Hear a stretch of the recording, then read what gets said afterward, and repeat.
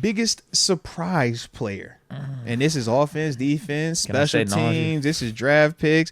If that's who you want to go with, yeah. Who's been your biggest surprise player? It feels disrespectful to Najee. Okay. Although I will say the last 3 weeks have been a big surprise. Okay. And what he's been pulling off with his finesse moves and just overall running. Yeah. I do got to say. But no, he's been quality for us. And drop it in the comment section as well, man.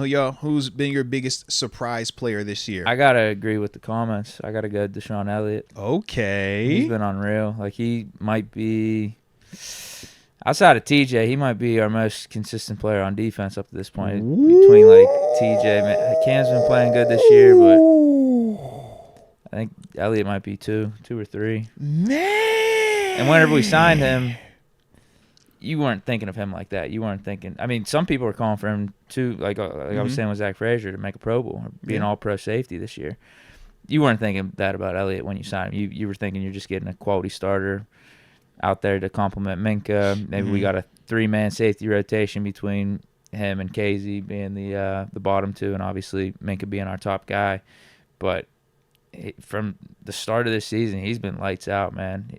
And it's been cool because he's rocking 2.5. I think he's been making a former 2.5 great in the Steeler unit, Ryan Clark, pretty proud with his play, because physical, like real physical safety, like getting after it in the run game and just making a bunch of timely plays. Been good in coverage too. He's been great, like for what we expected him to be or what we were thinking he was going to be. I just thought he'd be a plug-and-play guy into this defense. But he's been making splash. He's been, again, I think one of the most consistent guys back there, where we are legitimately talking about him maybe making a Pro Bowl if he can keep it up. And we only signed him for, what, 2 years, $6 million, or 3 years? I don't know. It's like $3 million a year. Yeah. Like, you got to be kidding me. No, respect on that. I would agree, man. Deshaun's physicality. I was watching the Giants game again earlier today. The amount of, like, physical plays that Deshaun Elliott makes and how, like, he ricochets through and impacts the run game at times, like, that dude is crazy physical. But what I wanted to ask, though, since you had brought up Deshaun, what about Dante Jackson? He don't get no love? Yeah. He's a guy that came in, you know, not a lot of people had high expectations for him. In fact, people were upset that, you know, they kind of thought we lost the trade because they got Deontay Johnson and we got Dante Jackson. But shoot, since the beginning of the season, maybe this if he dude's caught been a few more that hit his chest. How many more you need? How many do we have right now? He didn't quote 3. He should have like 6. Yeah, but he got a lot though. If he had 6, I'd definitely be saying him. Okay, because I'm like Dante Jackson for I think he certain has been balling, man. Yeah. Okay.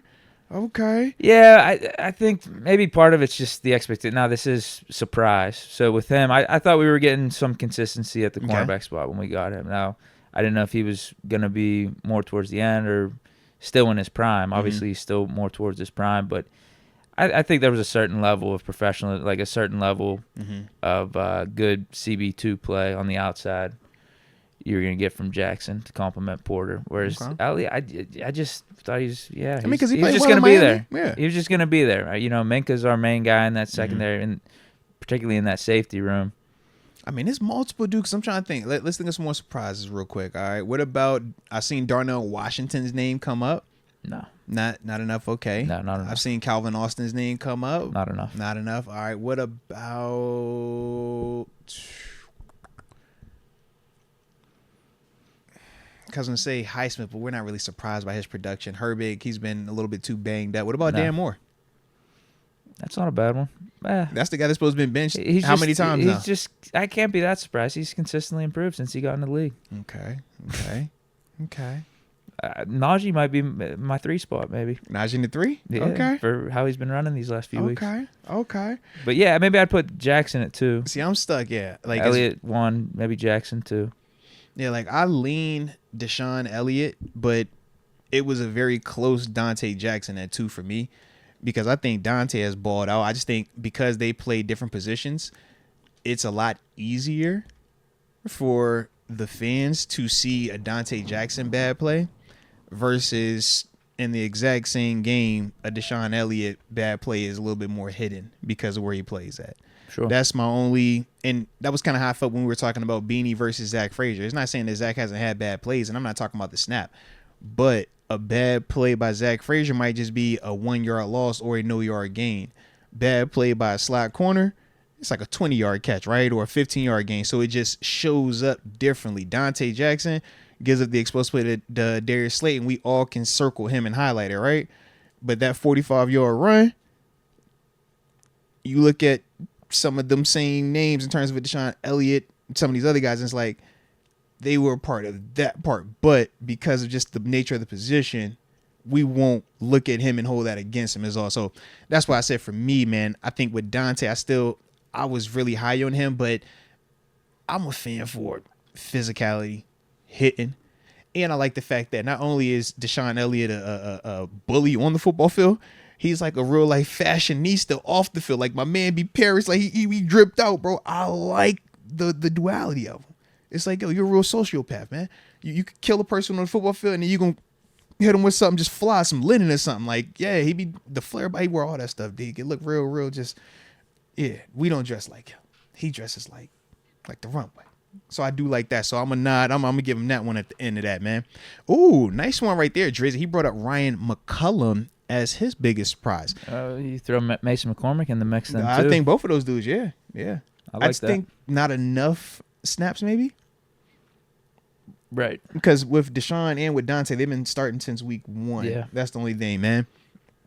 I think they'd be good honorable mentions. Corliss Waitman. Oh, dang good one right there with Corliss. He probably my third.